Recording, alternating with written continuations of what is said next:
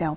Tonight, we continue to break the silence about suicide. This is part of our Zero Suicide campaign. Eyewitness News reporter Kristen Powers talks about our homeless community and why they're at risk and what we can do to help. Kristen? Yeah, Suzette, it's actually hard to get research on homelessness and suicide and homelessness in general.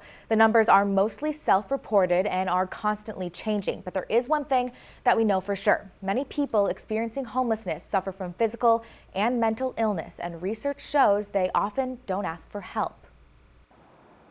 So they're out there and they're not getting better, they're getting worse. Ellen Eggerts with Kern County Behavioral Health and Recovery Services. We know that just being homeless is a risk factor for suicide. It doesn't mean all homeless people kill themselves, but being homeless, you can become hopeless and helpless. She says a lot of people who are homeless don't utilize mental health resources, don't take care of their physical health, and turn to drugs or alcohol. And for some people, it can be a downward spiral. She says sometimes people are homeless by choice, but other times it's the only option. There's many high school students who are homeless.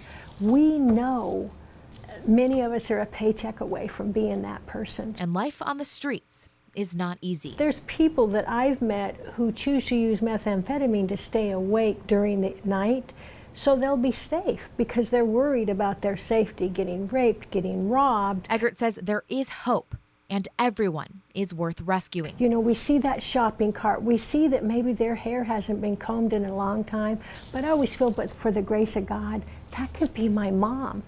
That could be my sister. That could be my cousin and was my cousin at one time. Eggert says a simple smile goes a long way in helping someone. So many people don't have human touch. So many people, they already feel like the drudges of society. She says a lot of the times it's not about giving money.